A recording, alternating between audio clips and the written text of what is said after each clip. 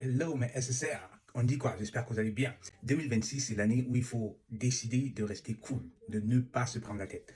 Pourquoi je dis ça? Hier encore, j'étais dans un entretien avec une SSR dans une session de coaching où je la préparais pour son entretien d'embauche et on faisait l'analyse du rôle. Et comme d'habitude, la majorité des SSR, ils ne savent pas toujours trop à quoi s'attendre pendant les interviews. C'est-à-dire que avec eux, je fais un 360 degrés pour qu'ils aient une idée complète du rôle, des exigences du rôle, mais aussi de comment est-ce qu'ils vont développer leur proposition de valeur pour persuader l'entreprise et obtenir le job. Donc ça marche toujours très bien. Et les SSR avec qui j'ai déjà travaillé jusqu'à ce jour vont être d'accord avec moi sur une chose, c'est que ça fonctionne, ça marche. C'est super important de faire ces analyses de rôle. Donc pendant l'entretien, je discutais avec, dans les small talks, c'est-à-dire que pour briser un peu la glace et tout au début, on est en train de discuter de la situation actuelle, de comment est-ce que ça se passe avec les entretiens de nos jours. Et elle me confirmait une chose, elle me disait, écoute, c'est devenu hyper difficile d'avoir des invitations aux interviews. Et je lui disais, oui, elle n'est pas la seule, parce que même les personnes très expérimentées, les personnes qui ont un background super intéressant, il faut déjà traverser les ATS, il faut recevoir les invitations aux interviews. Et elle me rappelait que ça fait plus d'un an qu'elle est au chômage. C'est vrai, elle ne cherchait pas activement, mais elle était à la recherche d'emploi. Donc, ça faisait plus d'un an qu'elle était à la recherche d'emploi. Et pendant la discussion, on s'est dit, écoute, il faut rester concentré parce que les entreprises vendent beaucoup le rêve aux candidats. C'est-à-dire, ça ne suffit pas d'être invité à l'entretien, il faut déjà pouvoir persuader. Mais même lorsqu'on persuade et qu'on traverse les étapes, il faut rester concentré jusqu'au dernier moment. Il y a quelques mois, quelques années, c'était, voilà, il faut attendre d'avoir le contrat. Et je disais, ce n'est plus ça. Ça ne suffit pas d'avoir le contrat aujourd'hui parce que malgré qu'on vous donne un contrat, vous devez commencer votre premier jour de travail pour être sûr que, en effet, vous avez obtenu le job. Parce que elle me disait, elle a passé des entretiens dans une entreprise, elle est arrivée jusqu'au quatrième round. On lui a présenté les bureaux, on lui a présenté les collègues, elle est même allée faire elle allait déjeuner avec ses futurs collègues. Donc, c'était tellement vrai, c'était tellement, oui, c'est ça, le contrat, c'est bon, tout est dans la poche et tout.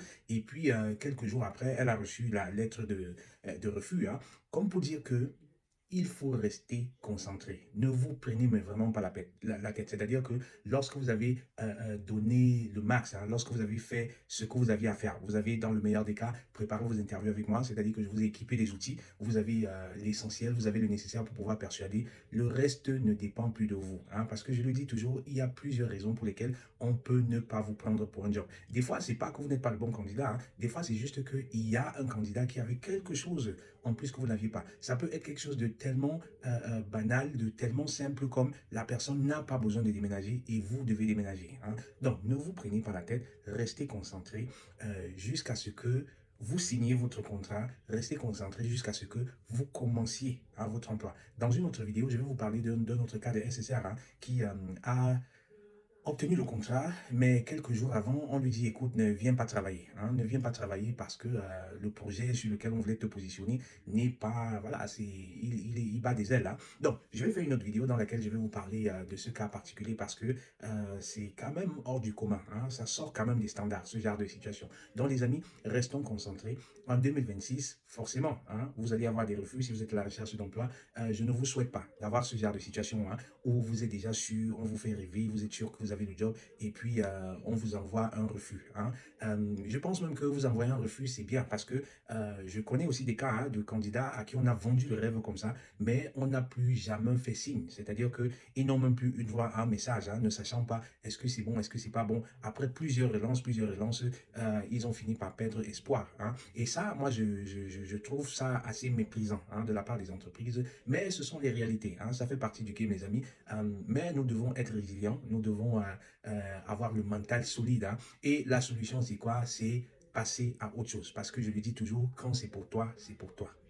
Et la majorité des jobs, même, regardez un peu, les jobs que vous avez obtenus, très souvent, on ne vous casse pas les couilles, on ne vous fait pas passer tellement d'étapes, etc.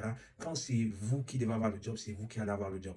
Mais il faut se préparer. C'est pas pour dire qu'il faut prendre les interviews à la légère. il faut se préparer pour avoir le job. Hein. Il faut mettre de son côté ses chances, il faut s'équiper hein, d'outils. C'est ce que je fais lorsque je prépare les candidats pour des entretiens d'embauche. Donc, si vous devez passer des entretiens d'embauche, n'hésitez pas hein, de me contacter. Je vais vous équiper, je vais vous mettre en confiance sur tout ça et on va analyser ensemble hein, à quoi s'attendre pendant l'interview de manière à ce que vous puissiez parler d'égal à égal hein, avec les recruteurs. Hein. Donc, contactez-moi. Cliquez le lien et réservez 3 heures de coaching. On va analyser le rôle sur 1 heure et puis en 2 heures de temps, on va faire la simulation de votre entretien d'embauche. Et l'idée, ce n'est pas que vous me contactiez toutefois que vous avez un entretien d'embauche parce que le temps, je ne l'aurai déjà pas. L'idée, c'est de vous équiper de ces outils afin que vous puissiez les appliquer dans tous les entretiens d'embauche que vous allez passer. Donc, restons concentrés. Hein. Ce n'est pas parce qu'on vous a fait des promesses que vous avez le job. Ce n'est pas parce qu'on vous a envoyé un contrat que vous avez le job. Tant que vous n'avez pas commencé le travail, ne dites pas encore que vous avez un nouveau job.